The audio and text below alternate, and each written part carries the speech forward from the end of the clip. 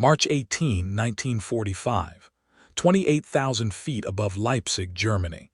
Captain Robert Rossi Rosenthal sees it first, a blur of motion that doesn't belong in the sky. Too fast. Wrong angle. Moving at a speed that makes no aerodynamic sense for 1945. He's leading a formation of 36 B-17 flying fortresses from the 100th Bomb Group, returning from a bombing run on the Ruland synthetic oil plant. They've already survived 2 hours over Germany, flak that turned the sky black, FW-190 fighters that attacked in pairs, the constant fear of the Me-109s diving from altitude, standard hazards of daylight bombing, deadly but predictable.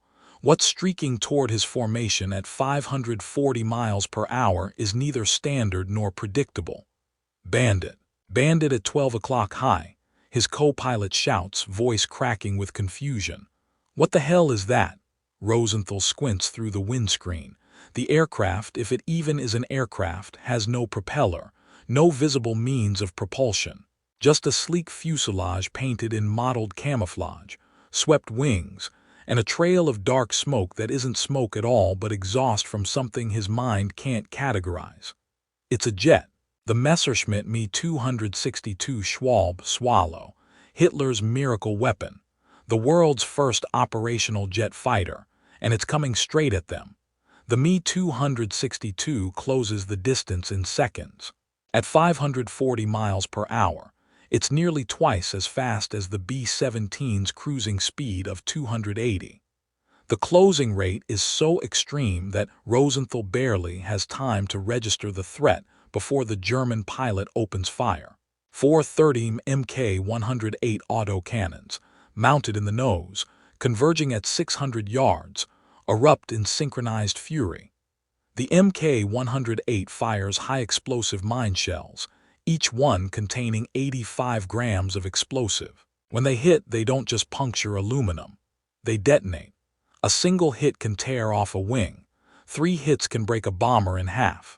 The Me-262 pilot, Lieutenant Hans Fay, 23 years old, 47 combat missions, and 3 weeks of jet training, holds the trigger for exactly 1.2 seconds. Enough for a 5-round burst from each cannon. 20 rounds total, screaming through space at 1,800 feet per second. 16 rounds miss. 4 rounds hit. The B-17 to Rosenthal's left, tail number 43 to 38,635, call sign Liberty Bell, explodes. Not catches fire, not trails smoke. Explodes. The starboard wing separates at the root, the fuselage cracks amidships, and 10 men die before they understand what's happening. The debris tumbles through the formation, forcing other bombers to break formation to avoid collision. The Me-262 doesn't even slow down. It streaks past the bomber formation so fast that the tail gunners can't track it. By the time they swing their guns toward the threat, the jet is already 2,000 yards away and climbing, already lining up for another pass. Jesus Christ, Rosenthal's tail gunner breathes over the intercom. What was that? What the hell was that? New German fighter, Rosenthal replies, forcing calm into his voice even as his hands shake on the yoke. Stay alert, it'll come around again. But his mind is racing. He's flown 127 combat missions over Europe. Survived Schweinfurt, survived Regensburg, survived more close calls than he can count. He knows German fighters. Knows their capabilities, their tactics, their limitations. This isn't that. This is something fundamentally different. An aircraft that moves faster than anything he's ever encountered, attacks with devastating firepower, and disappears before defensive guns can respond. This is the future, and the future is terrifying. The Me-262 comes around for another pass, hydraulic systems whining as Fay banks hard at 450 miles per hour. He's learned to make high-speed passes, dive from altitude, fire a burst, use momentum to climb back up beyond the range of American .50 caliber defensive fire. The standard German fighter tactics don't work in a jet. You can't dogfight a B-17 at 500+ miles per hour. The closure rate is too fast, the turning radius too wide. You make one pass, kill what you can, then get clear. Faye lines up on another B-17, compensates for the closure rate. It's like shooting at targets while riding a motorcycle, and fires again. Another bomber shudders as 30 shells tear through its fuselage. The number 3 engine erupts in flames. The pilot fights to maintain control, but the structural damage is catastrophic. The B-17 falls out of formation, trailing fire, already doomed. 2 bombers down in 90 seconds. The jet age has arrived over Germany, and the Allies have nothing that can stop it. 23 minutes earlier. Lechfeld Airfield, Bavaria. Lieutenant Hans Faye runs through his pre-flight checklist while ground crew swarm around the Me-262, performing final preparations. The jet sits on the concrete apron like a predator waiting to hunt. Nose low, tail high. The distinctive swept wings giving it an appearance of forward motion even when stationary. He's been flying jets for 3 weeks.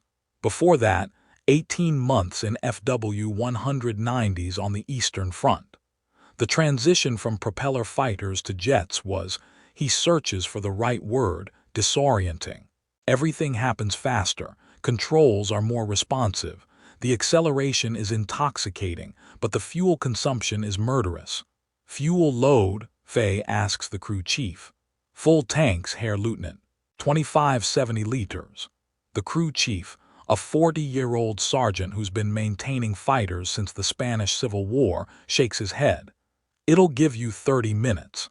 Maybe 35 if you're conservative with the throttle. 30 minutes. Faye has flown missions in the FW-190 that lasted 2 hours, sometimes 3. Enough time to intercept bombers, engage in dogfights, return to base with fuel to spare. The Me-262 burns through its entire fuel load faster than a propaganda film. But what it can do in those 30 minutes? Engine start, Faye orders. The Junkers Jumo 4 turbojets whine to life, one on each wing, each producing 1980 pounds of thrust. The sound is unlike anything in aviation. Not the throaty roar of a piston engine, but a high-pitched scream, like wind through a tunnel. The turbine blades spin up to 8,700 RPM, compressing air, mixing it with fuel, igniting it in a continuous controlled explosion that shoots exhaust at supersonic velocity. It's revolutionary technology. It's also temperamental, unreliable, and prone to catastrophic failure. The turbine blades are made from mild steel. Germany lacks access to the high-temperature alloys needed for proper jet engines, and they degrade rapidly under operational stress. Average engine life, 25 hours. Some engines fail after 10. A few explode on the runway during startup, but when they work, they're magnificent. Faye taxis to the runway, feeling the unfamiliar sensation of jet propulsion. No propeller torque, no engine vibration, just smooth, relentless acceleration. He advances the throttles carefully. Push them too fast and the engines flame out. Too slow and you don't build enough thrust for takeoff. The Me-262 needs precise throttle management, gentle touches, a finesse that combat pilots trained for aggression struggle to master. The jet accelerates down the runway, 100 kilometers per hour, 150, 180. The nose comes up at 190 kilometers per hour and suddenly Faye is airborne, climbing at an angle that would stall any propeller fighter. The altimeter unwinds rapidly, 1,000 meters, 2,000 meters, 4,000 meters. He reaches 8,000 meters in 5 minutes, a climb rate that Allied fighters can't match. The radio crackles. Achtung, all Sturmstaffel aircraft. American bomber formation bearing 95, altitude 8,500 meters, approximately 80 bombers with fighter escort. Engage at will, 80 bombers. Probably B-17s returning from a deep penetration raid.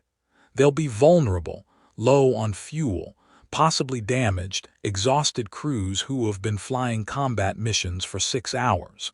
And most critically, Their P-51 Mustang escorts will be reaching the limit of their fuel endurance. The Mustangs will have to turn back soon, leaving the bombers unprotected. That's when the Me-262s strike. Faye checks his armament panel. 4 30mm cannons, 100 rounds per gun. Total ammunition, 400 rounds. At the Me-262's rate of fire, 650 rounds per minute per gun. That's enough for approximately 9 seconds of sustained firing. 9 seconds to kill as many bombers as possible before the fuel runs out and he's forced to return to base. He climbs higher, scanning the horizon. There, condensation trails marking the bomber stream. 80 B-17s in a formation that stretches for miles, silver fuselages glinting in the afternoon sun. Beautiful targets, defenseless targets. Well, not completely defenseless. Each B-17 carries 13.50 caliber machine guns, and a crew trained to put up a wall of fire that can shred conventional fighters. But the Me-262's speed negates that defense. At 540 miles per hour, the jet is through the defensive fire envelope before gunners can track it. Faye checks his fuel gauge. He's been airborne for 7 minutes, 23 minutes remaining. Time to hunt. He pushes the throttles forward and dives toward the bomber formation, acceleration pressing him back into his seat. The airspeed indicator spins past 800 kilometers per hour. The wings flex slightly under aerodynamic stress. The ground falls away below, irrelevant. Ahead, 80 American bombers fly in perfect formation, unaware that the future is diving toward them at 9 miles per minute. 30 minutes of fuel. How many kills can he achieve before the tanks run dry? 27 minutes into the flight. 26,000 feet above Leipzig. Hans Faye has just shot down his third bomber in 6 minutes, and his fuel gauge is screaming at him to return to base. The third kill was a textbook attack. Dive from altitude, close to 600 yards, fire a 2-second burst. Watch the 30mm shells tear through the B-17's cockpit and number 1 engine.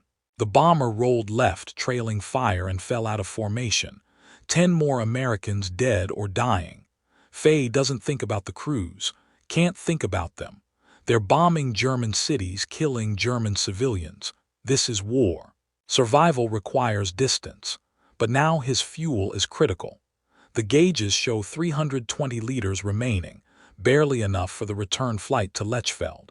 Any combat maneuvering, any afterburner use, any deviation from optimal fuel consumption will leave him gliding back to base on fumes. Or worse, ejecting over Allied-occupied territory.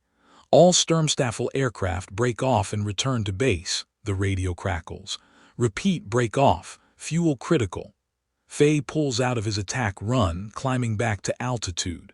Around him, other Me-262s are doing the same, sleek gray shapes breaking away from the bomber formation, their brief fury exhausted. In the past 30 minutes, his staffel of 12 jets has shot down 27 bombers. 27 B-17s destroyed, 270 American aircrew killed or captured, millions of dollars in aircraft and equipment eliminated. A 2.25 to 1 kill ratio per aircraft in 30 minutes. But now the Me-262s are running home like wolves retreating to their den, fuel tanks nearly empty, unable to press the advantage. And the surviving B-17s continue westward, bloodied but intact, their mission accomplished despite the jet attacks. Faye sets course for Lechfeld, carefully monitoring his fuel consumption. The Jumo 4 engines are thirsty beasts. Each one burns 2,800 liters per hour at full throttle, 1,600 liters per hour at cruise.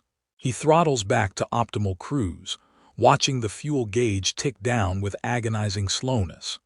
Behind him, American fighter escorts, P-51 Mustangs that were too far away to intercept the jet attack, circle the damaged bomber formation.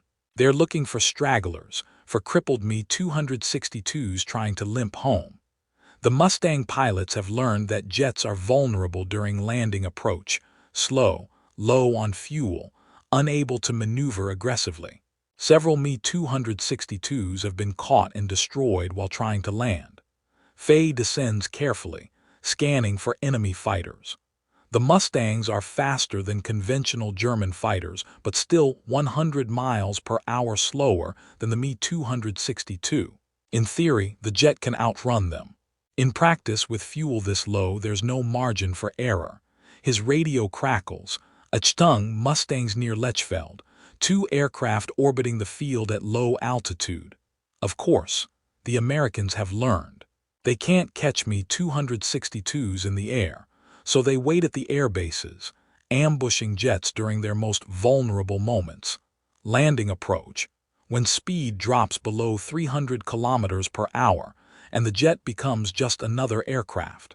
Faye checks his fuel, 180 liters, maybe 10 minutes of flight time, not enough to divert to an alternate airfield. He has to land at Lechfeld or eject. Lechfeld Tower, this is Sturmstaffel 5, request flak suppression. Enemy fighters near field. Roger 5, flak batteries alerted, commence approach from the north, will clear your path. Faye circles wide, positioning for a high-speed approach from an unexpected angle. The Mustangs are expecting jets to approach from the west, the direction of the bomber routes. He'll come from the north, drop altitude rapidly, and touch down before they can intercept. Below, Lechfeld's flak batteries open fire, 88mm guns throwing up a wall of explosive shells designed to deter the Mustangs. The American fighters break off, climbing to avoid the flak. It's a temporary reprieve. They'll be back. Faye drops his landing gear, hydraulic systems groaning as the wheels extend into the slipstream. Airspeed drops to 280 kilometers per hour. The jet handles sluggishly at low speed, nothing like the responsive beast it becomes above 500. He compensates with careful throttle adjustments, coaxing the temperamental Jumo engines through the landing sequence. 200 meters altitude, 150 meters, 100 meters. His fuel gauge reads 40 liters, enough for maybe 2 more minutes. He's cutting it close, too close. The runway rises to meet him, tires chirp against concrete. The Me-262 settles, decelerates, rolls toward the hardened aircraft shelters where ground crews are already waiting with fuel trucks and ammunition carts. Faye shuts down the engines, watching the turbines spool down. Silence settles over the cockpit, shocking after 30 minutes of jet scream and combat noise. 3 bombers shot down, 30 minutes of combat, 35 minutes total flight time from engine start to shutdown. The ground crew chief appears at the cockpit, grinning. 3 kills, Herr Lieutenant. 3 confirmed. Faye climbs out, legs shaking from adrenaline and tension. How long to refuel and rearm? 40 minutes. Maybe an hour. An hour. In that time, the American bomber formations will be halfway back to England, beyond the range of even the Me-262's incredible speed. The future of warfare is a jet fighter that dominates the sky for 30 minutes, then becomes a useless ornament for an hour while it refuels. Germany has the most advanced fighter in the world, and it doesn't matter. March 19, 1945. Luftwaffe High Command, Berlin.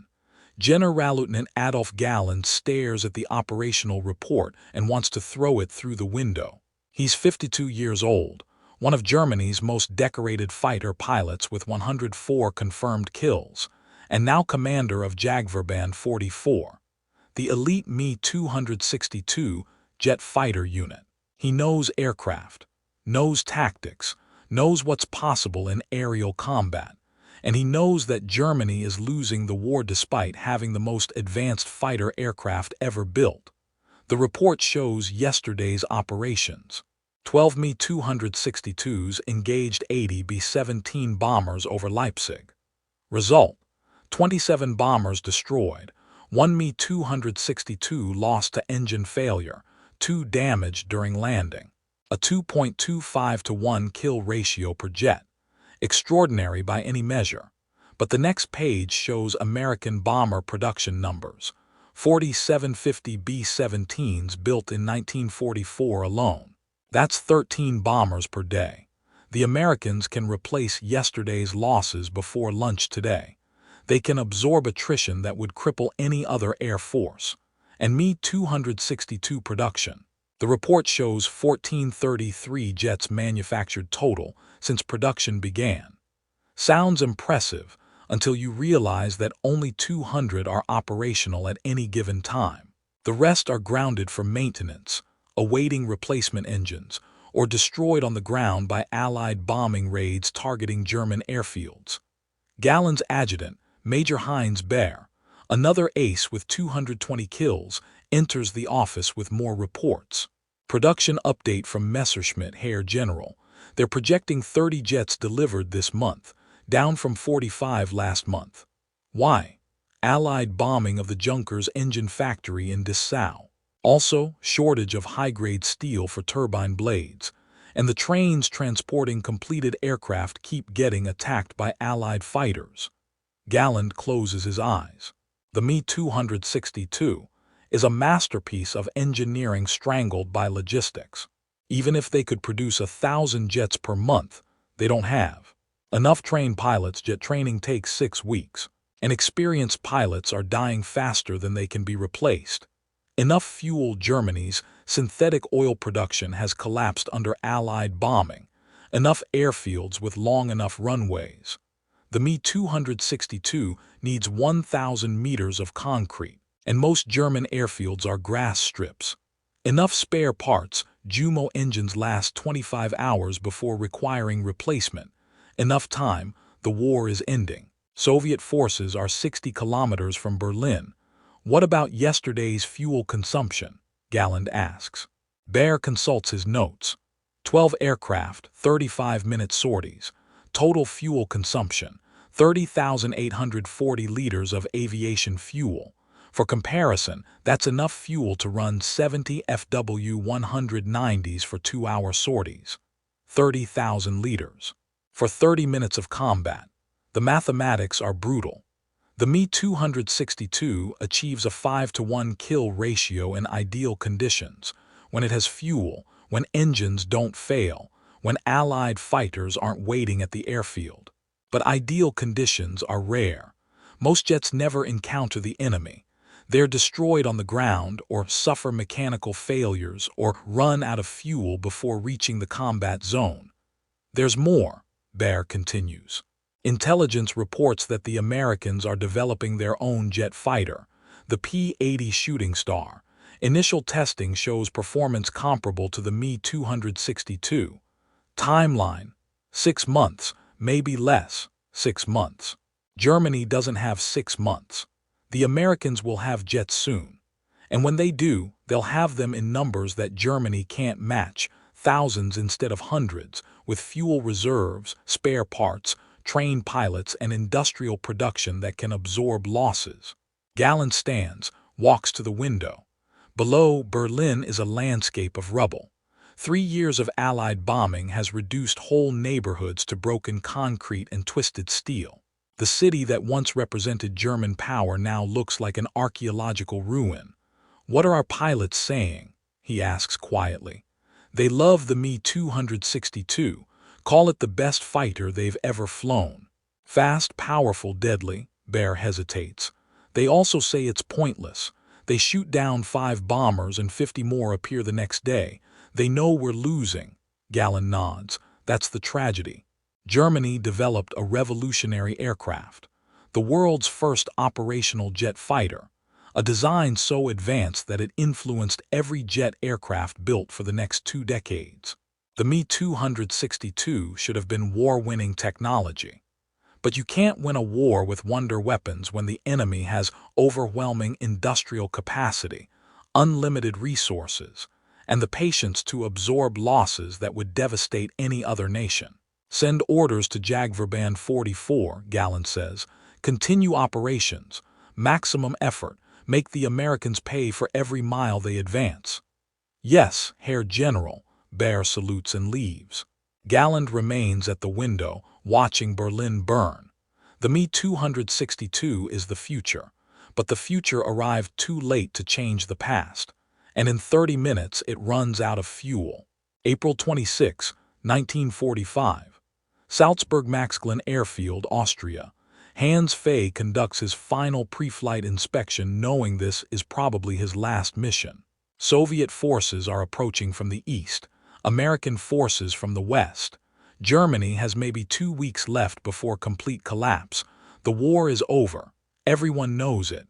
Everyone except the men still flying. He's been transferred 3 times in the past month as Luftwaffe units retreat ahead of the Allied advance. Lechfeld was evacuated. Then Munich. Now Salzburg, one of the last operational airfields in southern Germany. The Me-262s are parked in dispersed shelters, camouflaged against Allied reconnaissance aircraft that fly overhead with impunity. His jet, work number 500,491, is a late production model with the engines already showing stress fractures. The crew chief estimates 10 more flight hours before catastrophic failure, maybe less. The turbine blades are operating beyond their design limits, the fuel pumps are unreliable, and the hydraulic system leaks. But it still flies, and there are still bombers to intercept. Fuel load, Fay asks. 1,800 liters, Herr Lieutenant. That's all we have left. 1,800 liters. Enough for 25 minutes instead of 30. Fay nods. 25 minutes is enough. He climbs into the cockpit for the 37th time. 36 previous missions in the Me-262. 47 before that in FW-190s. 83 combat missions total. He's 23 years old and feels 50. The engines start with their familiar scream. The ground crew waves him forward. He taxis to the runway. Concrete marked with bomb craters hastily filled with gravel. The runway is barely adequate, too short for safe Me-262 operations, but there are no alternatives left. Throttles forward, acceleration pressing him into the seat. The damaged runway blurs past. 180 kilometers per hour, 190, and he's airborne, climbing into a sky that belongs to the Allies. The radio crackles. Achtung, bomber formation bearing 270, altitude 7,000 meters. Approximately 40 aircraft. No fighter escort reported. 40 bombers without escorts. A gift, or a trap. The Americans sometimes use bombers as bait, hiding P-51s at higher altitude. But Fay is beyond caring. 25 minutes of fuel. Make them count. He intercepts the formation 12 minutes later. B-17s in perfect formation, their contrails marking geometric patterns across the blue sky. They're bombing what's left of German industry. Factories that aren't producing anymore, railways that aren't running, cities that are already ruins. But the bombers keep coming. Every day. Hundreds of them. Thousands over the course of the war. An aerial juggernaut that Germany never found a way to stop. Fay dives from altitude, closes to 500 yards and fires. The 13 cannons hammer. A B-17 shudders as shells rip through its fuselage. The number 2 engine explodes. The bomber drops out of formation. He climbs, comes around for another pass. His fuel gauge is dropping. 15 minutes remaining. He lines up on another bomber, compensates for closure rate, fires again. The shells streak past the B-17's tail. He's rushing, making mistakes. He forces himself to breathe, to focus. One more pass, make it count. The third attack is perfect. 4 30 shells converge on a B-17's cockpit. The windscreen disintegrates.